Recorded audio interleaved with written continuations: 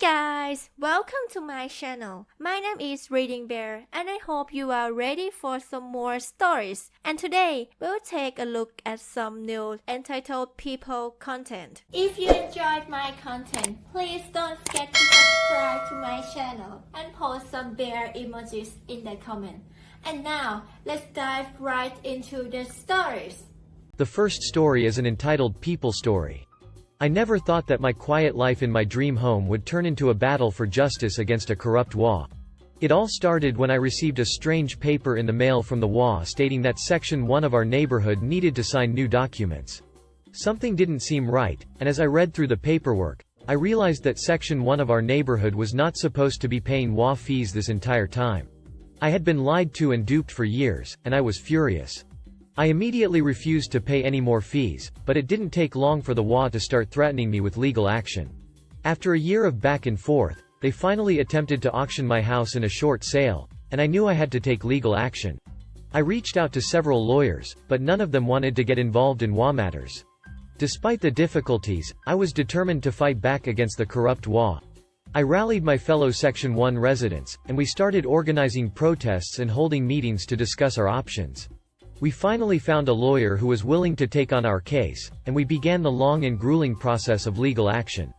The HOA had a bulldog of an attorney who tried his hardest to make me seem forgetful and untrustworthy, but I refused to give up. My lawyer presented my original deed and other documents that supported my claim, while the HOA's attorney interjected with claims that their paperwork was different. It was a tense and stressful experience, but I was determined to see it through.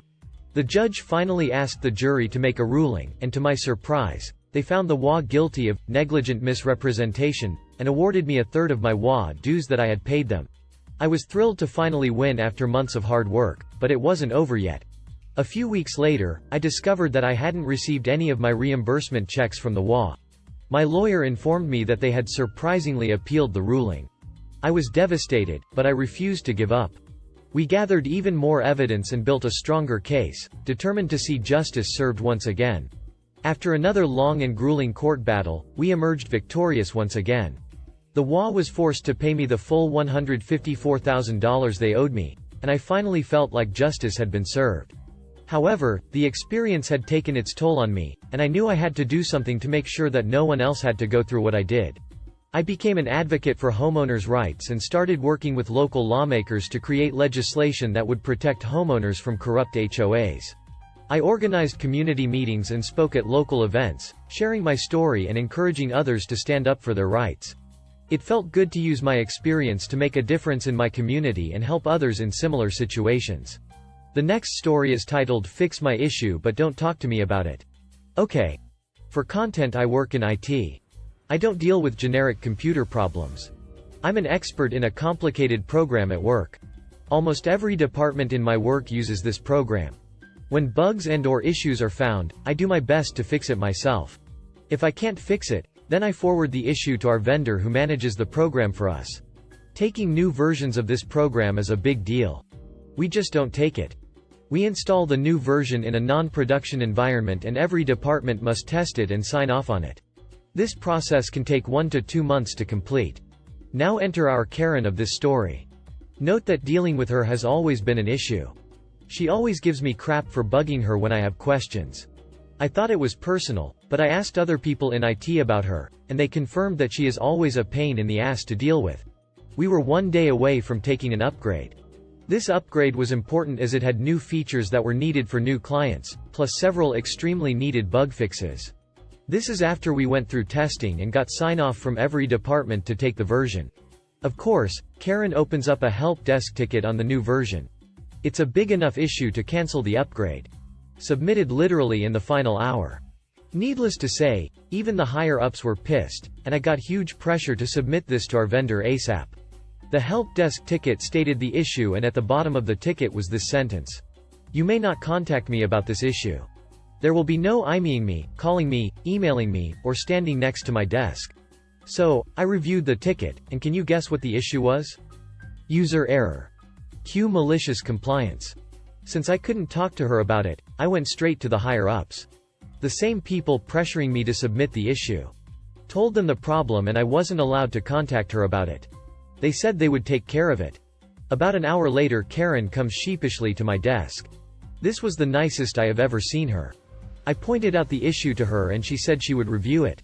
5 minutes later I got an IM from her saying to close the ticket. The upgrade then proceeded as planned.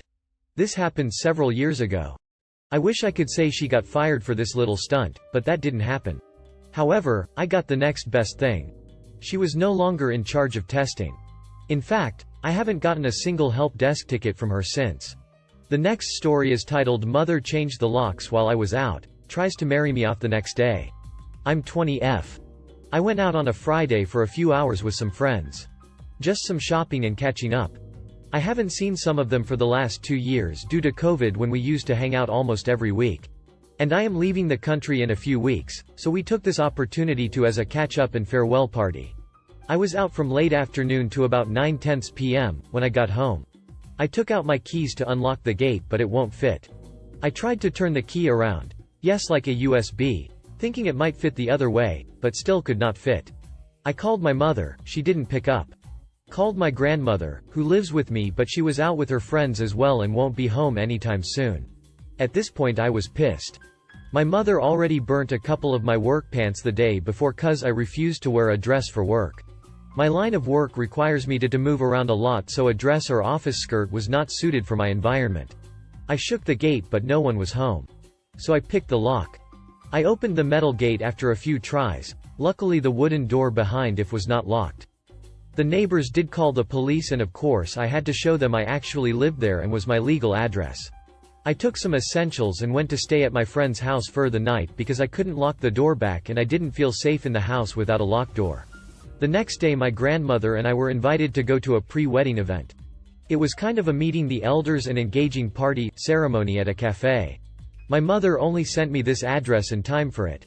It was perfectly normal for my grandmother to be invited to these things via my mother.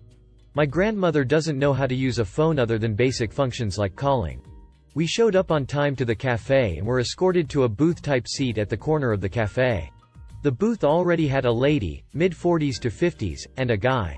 I assumed she was the mother and the guy was her son. The moment we sat down, the lady took out a calendar and notepads filled with list of flower arrangements, color schemes, menus, dresses, hairstyles and etc. She introduced her son, who is 28 by the way, told me what he does for a living, what he studies and where. She thanked me agreeing to marry him. I looked at her, then to her son, then to the wedding planners and notes. Then did it finally register? Then this was for my wedding. My grandmother was pissed to say the least. I apologized to the lady and said there must be some kind of misunderstanding between us because I came to attend someone's engagement party, not plan my own. And added I was only 20 this year. My grandmother then rudely asked why she thought I would be marrying her son. The lady replied her mother contacted me and said her daughter was looking for a partner and husband to settle down so she, me, could move out. My grandmother calmly said to the lady that she has been lied to and I was not going to be getting married anytime soon. She said her son seems nice and hopes he finds someone who likes him to marry in the future, but it was not going to be me. We got up and left. When we got home, I found NY things stuffed in a black plastic bag beside the door. My grandmother opened the door and told me to bring my stuff in. The moment I stepped through the door, my mother yelled that she put so much effort into finding a guy who would take a girl like me to marry and that Jay should be grateful she didn't just marry me off to an older dude and I should be happy she found someone my age. She told me I embarrassed her because the mother called her and told her what she did was not okay and to not do it again without even asking or informing me properly. My grandmother started to shout at my mother in Cantonese, which resulted in them being in a heated argument for almost 30 minutes and my grandmother kicked out my mother. Which of course she moaned about and cried about before leaving. The next story is titled Have you ever seen a customer explode before? It's awesome. When I worked at a insert biggest retail chain in America here, we had an odd, but easily understandable way to display and sell our TVs. If the TV has one price tag on it, that means that was the price for the TV and box and the display was not for sale. If the TV had two, one would be clearly marked display price, as in that exact TV on the wall, because it's about to be replaced, and the other price tag was for a new in-box TV. The display price often reached insane discounts. The longer it sat there, the lower our system automatically lowered the price. One time we sold a $2,000 TV brand new in box for $200 because it was the display. I wanted that TV and was sad that another coworker got to it first. But my luck turned around. The almost exact same model minus a curved screen was up for grabs. Also $2,000 new. They were selling it for $500. A really nice smart TV, 4K, smart hub, the ducking works. A customer saw online we were selling a similar looking TV, different model number and resolution, 1080p, for $200. The website said display only price. He came in and demanded the $500 display for $200. It's the same size. What's the ducking difference? 1 billion times. He began threatening lawsuits for misadvertisement, threatened to call the cops. What could they do? Enough to where the store manager was about to cave and take the hit personally. Here's where I got sneaky. I got tired of waiting for displays that I wanted to come down, as I have been waiting for a year and saving up for a new TV to replace my 10-year-old 32-inch Sanyo. That TV is still used. It's now in my bedroom as a monitor for me to play games while I sit on my bed. The customer was outside ranting and raving at someone on the phone. So, during my 15-minute break, I walked up to the store manager, SM. Me.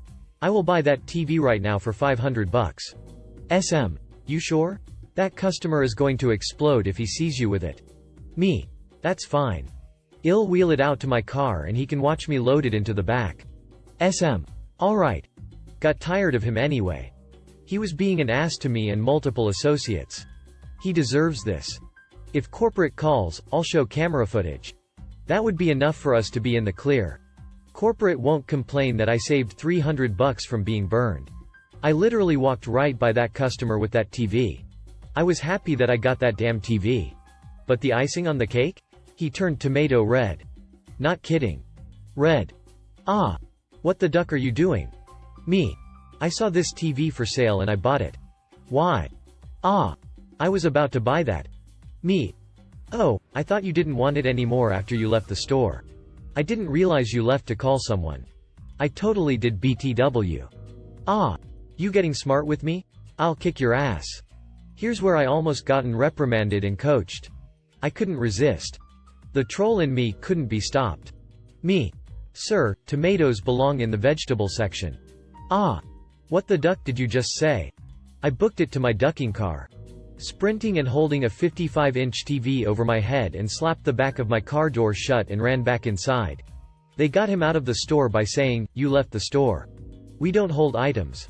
It's our policy." And, to boot, corporate backed us up. I dodged the reprimand because the customer couldn't prove I made that comment at him. I got a new TV. Made a customer explode. And, made my managers nearly die from laughing so hard. It was a good day. The next story is titled "A Doctor's Best Christmas Present to His Office Staff. Fire a Patient Who Was Rude to You." Okay, this isn't about a hotel. It's about a doctor's office. But they still deal with the public, except their public is often sick, so in a very bad mood, and there's really no other subreddit where I can put it. I hope it's okay to put it here. Several years ago, I was chief operating officer of a mid-sized acute care hospital in a prosperous suburb of a major metropolitan area in the deep south of the USA. I am now retired. One of the things you have to do when you're in the hospital management biz is to schmooze with the doctors. So, for 30 to 60 minutes a day, I would hang around the doctor's private dining room, or other places where they would go when they needed a break, and listen to what they had to say. Doctors like to talk about themselves, so my opinion was rarely requested and even more rarely provided. Some were good docs, some were bad. But one that stood out was a board-certified internist whom I'll call Drive G. Dr. was 60-plus years old, fiercely independent, and was one of the few, solo, doctors who admitted patients to our hospital. Most of our doctors were in large multi-specialty group practices. Not him. He was by himself. Dr. had more business than he could handle. Not only did he have a huge patient base because he'd been practicing for decades, he was a damn good doctor, so many of the hospital's other doctors referred a constant stream of patients to him. Dr. didn't need money. His wife was an anesthesiologist. They already had a huge house, an equally huge vacation house, several cars and no debt. Their children were grown. He never told me how much retirement money they had, but he hinted that it was a buttload of stocks and mutual funds. He was working because he wanted to, not because he had to. His office was only open 4 days a week, Monday through Thursday. He had hired twice the number of nurses, bookkeepers, secretaries, etc., that he needed to run it. So nobody was overworked or overstressed. One day, during the Christmas season, the docs were sitting around their private dining room talking about what they were giving their office staffs for Christmas. The gifts ranged from tacky, new office uniforms, to useless, prepaid, detail, at a local car wash for the cars of nurses and secretaries who were paid so poorly that they all drove rust buckets, to practical, thoughtful, gift certificates to discount chain stores. Everyone had to admit, however, that DRG's Christmas gift was the best. Even though he gave each employee a gift certificate that was in the low 4 figures, that was not his best gift, not by a long shot. It was DRG's other gift that got everyone's attention. Every Christmas, each one of his office employees got to fire one patient, no questions asked. It did not matter who the patient was, or what they had done to the employee, they were out.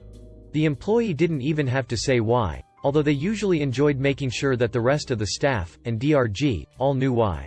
There were some limitations and exceptions. For example, if the patient was in the middle of a crisis where continuity of care was essential, such as during or shortly after hospitalization, DRG promised the employee a rain check that the patient would be fired as soon as it could be done without compromising their medical treatment. Also, a patient could never be fired if they were terminally ill.